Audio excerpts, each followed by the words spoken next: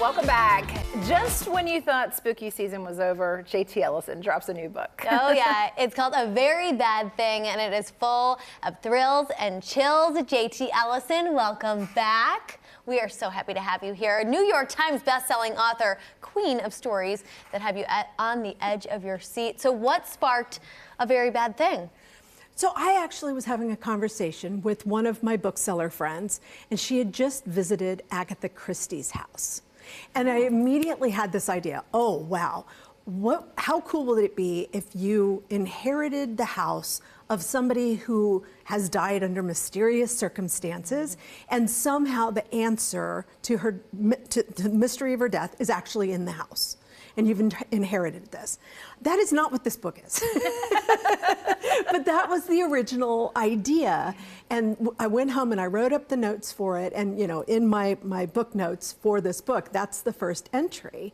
I think I'm actually going to use that story for something else. But this is the story of a very famous author who is murdered the last night of her huge book tour.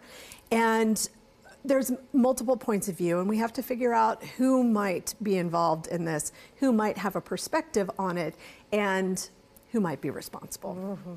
You'll just stay on the edge of your seat, guessing, trying to guess. Well, I love that every book you write, you say is either Nashville-based or adjacent to Nashville. So if we read A Very Bad Thing, well, I'd be like, haha, I know which story she's talking about.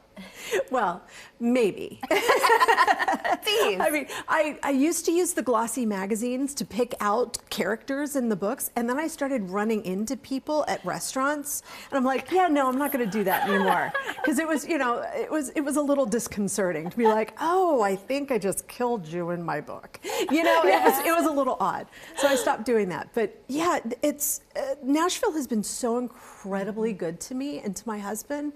We moved, he's from here, we moved back here in '98, and I really don't think I would have the career that I have if I didn't have Nashville as a character in these books and as a backdrop for all of these stories. So if it's not set in Nashville, there is a big Nashville connection, no matter what. Well, your Taylor Jackson books were kind of like a time capsule of old Nashville, which is really cool.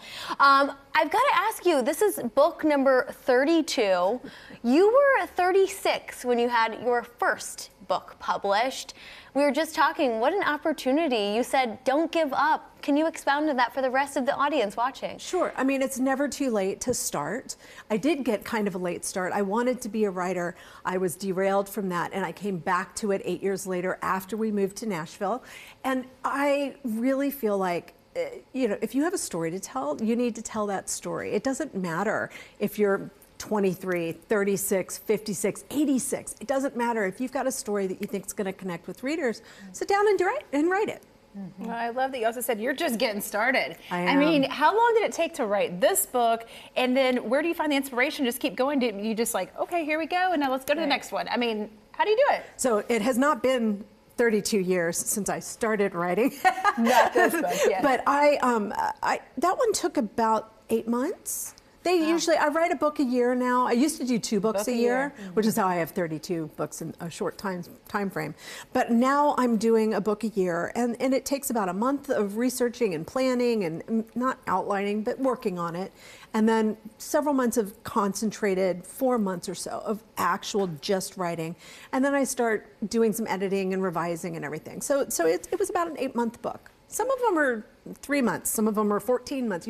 I never know. I feel like it takes a lot of like watching, you know, 2020, Dateline, things like that, Forensic Files. Oh yeah. How are you living in that thrill and chill kind of place when you're writing this? So I really did used to watch Forensic Files as I was falling asleep. I know, it was great. Especially writing the Taylor books, I was going to sleep with that in the background, and I would dream these horrible dreams and then wake up and write them down. I mean, the very first book, All the Pretty Girls, was actually a dream start to finish, the entire plot.